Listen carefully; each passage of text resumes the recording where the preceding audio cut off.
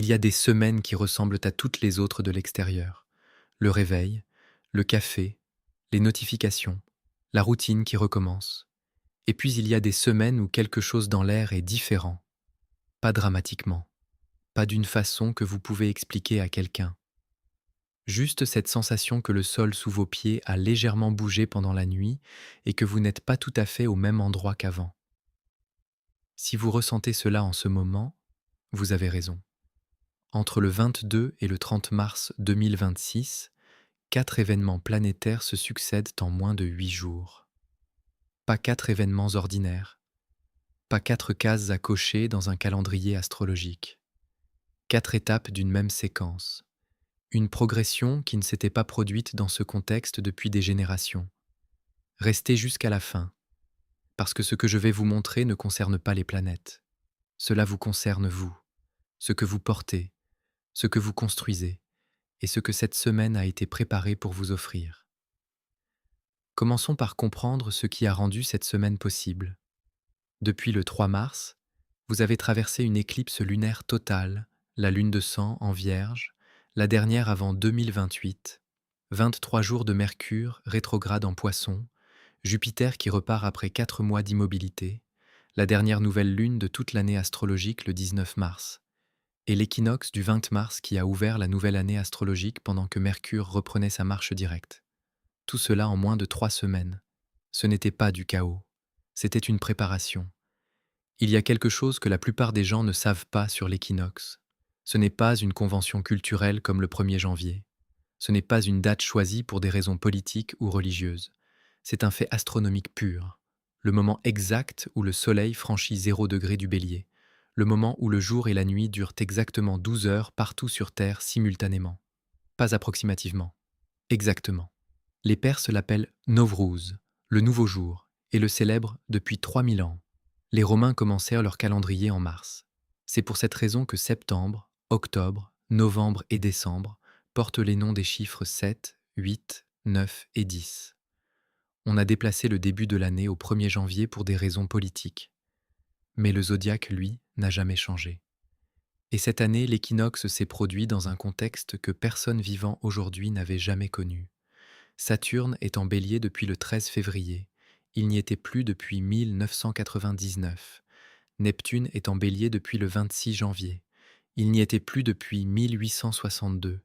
Ces deux planètes se sont rencontrées le 20 février à 0 degré du Bélier.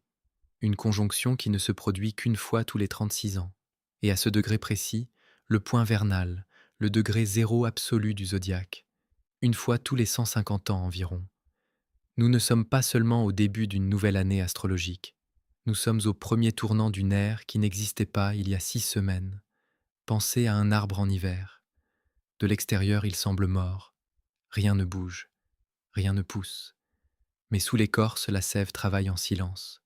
Elle descend vers les racines, elle se concentre, elle prépare. Et quand le printemps arrive, ce n'est pas un miracle. C'est le résultat de tout ce qui s'est accumulé dans le silence.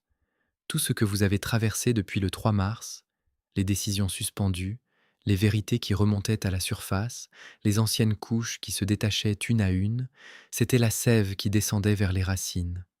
Cette semaine, elle remonte. Voici maintenant les 4 étapes de ce qui se produit entre le 22 et le 30 mars. Chaque étape construit sur la précédente. Chaque transit ajoute une couche à ce qui est en train de se construire dans votre vie. La première étape. Le 22 mars, Neptune entre dans le cœur du Soleil. Les astrologues depuis les Babyloniens appellent ce phénomène un casimi, un mot d'origine arabe qui signifie au cœur. Quand une planète s'aligne au même degré exact que le Soleil, elle entre dans son cœur. Et au lieu d'être aveuglée par cette proximité, elle est purifiée, amplifiée. Ce qui était flou en elle devient soudainement d'une clarté absolue. Neptune est la planète des rêves, de l'intuition, de la vision. Elle gouverne cette certitude qui précède la compréhension, ce désir sans forme qui revient sous différents visages dans vos pensées du matin et vos rêves nocturnes. Cette direction que vous percevez sans pouvoir encore l'expliquer rationnellement. Neptune ne parle pas à votre tête, elle parle à quelque chose de plus profond que votre tête. Neptune vient d'entrer en Bélier pour la première fois depuis 1861. Quelques semaines seulement après cette entrée historique, le Soleil l'illumine dans le premier quasimi de Neptune en Bélier depuis 165 ans. Ce rêve que vous portiez sans pouvoir lui donner un nom trouve sa forme le 22 mars. Neptune ne vous montre pas le chemin, il vous montre la destination. La deuxième étape, le 25 mars, Saturne entre dans le cœur du Soleil. 3 jours après avoir avalé Neptune, le Soleil avale Saturne. Quasimi de Saturne à 4 degrés et 43 minutes du Bélier. 2 quasimis en 3 jours, Neptune puis Saturne, le rêve puis la structure, la vision puis la fondation. Saturne est la planète la plus mal comprise du zodiaque. On la redoute. On l'associe aux épreuves, aux limitations, aux années qui coûtent. Mais voici ce que personne ne vous dit. Saturne est le seul astre du zodiaque qui ne vous ment jamais. Jupiter vous donne de l'espoir. Neptune vous donne du rêve. Saturne, lui, vous donne quelque chose de plus rare et de plus précieux, la vérité sur ce que vous construisez réellement. Pas ce que vous pensez construire, pas ce que vous annoncez, ce que vos actes quotidiens construisent de pierre par pierre dans le tissu silencieux de votre existence. Le Casimi du 25 mars allume une lumière sur cette vérité avec une clarté que vous n'avez peut-être jamais connue. Neptune vous a montré le rêve le 22. Saturne vous demande le 25 si vous êtes prêt à le construire vraiment. Neptune sans Saturne reste un rêve. Saturne sans Neptune reste une prison. Ensemble, ils sont exactement ce que la vie demande. La troisième étape. Le 28 mars, Saturne tend la main à Pluton. Le 28 mars, Saturne à 5 degrés du Bélier forme un sextile exact avec Pluton à 5 degrés du Verseau. C'est le premier grand aspect de Saturne depuis son entrée en Bélier le 13 février. Son premier dialogue avec une autre planète lente. Et il choisit Pluton, la planète de ce qui meurt pour renaître, du pouvoir authentique, de celui qu'on découvre en soi quand tout le reste est tombé et qu'on est encore debout. Le sextile n'est pas un aspect de crise, ce n'est pas une confrontation, c'est une porte qui s'entr'ouvre silencieusement, et c'est à vous de décider si vous la poussez ou si vous passez devant sans la voir. Si vous avez traversé une métamorphose intérieure depuis le début de l'année, certains bruyamment avec des larmes, d'autres silencieusement presque sans s'en rendre compte, le 28 mars est le premier moment où cette métamorphose peut commencer à prendre forme dans le monde réel. Pas de façon spectaculaire, comme un premier pas. Une conversation enfin initiée. Une décision prise calmement parce que quelque chose en vous savait déjà. La quatrième étape. Le 30 mars, Vénus rentre chez elle. Vénus était en Bélier depuis le 6 mars. En Bélier, elle est impatiente, impulsive, elle veut tout maintenant et se brûle les doigts. Le 30 mars, elle entre en Taureau, son propre signe. Elle rentre chez elle, elle pose ses bagages, elle respire. Vénus en Taureau ralentit le rythme de vos journées, pas par fatigue, par présence. Vous commencez à remarquer ce que vous traversiez en courant, la chaleur d'une conversation qui prend son temps, le silence confortable entre deux personnes qui se font confiance. Ce n'est pas spectaculaire, mais c'est réel, et c'est exactement ce dont vous avez besoin après ce que vous venez de traverser. Voici la séquence dans sa totalité. 22 mars, Neptune Casimi. Le rêve devient visible. 25 mars, Saturne Casimi. Le rêve devient structure. 28 mars, Saturne sextile Pluton. La structure rencontre la transformation. 30 mars, Vénus en Taureau. La transformation trouve sa douceur. Il y a une différence entre attendre et choisir. Celui qui attend regarde par la fenêtre en espérant que quelque chose arrive de l'extérieur. Celui qui choisit pose un acte, petit, concret, imparfait peut-être, et accepte que ce qui vient ensuite ne lui appartient plus entièrement. Il a fait sa part, le reste appartient au temps. Cette semaine vous demande de choisir, votre signe maintenant.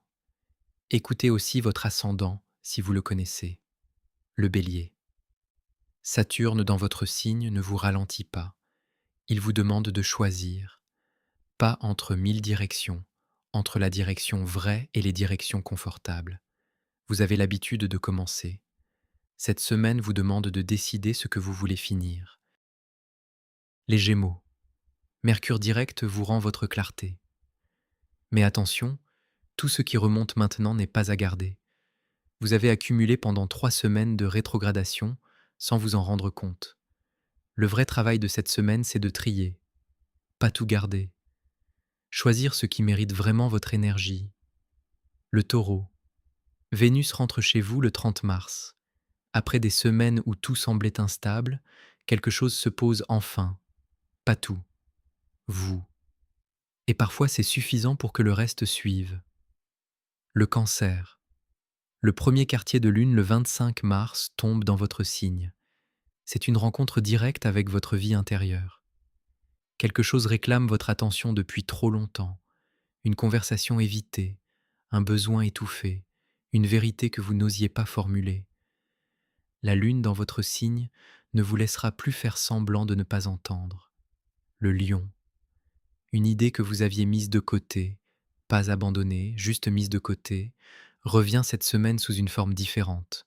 Plus sobre peut-être, moins brillante en surface, mais plus solide. N'ayez pas peur de la version sobre de vos rêves.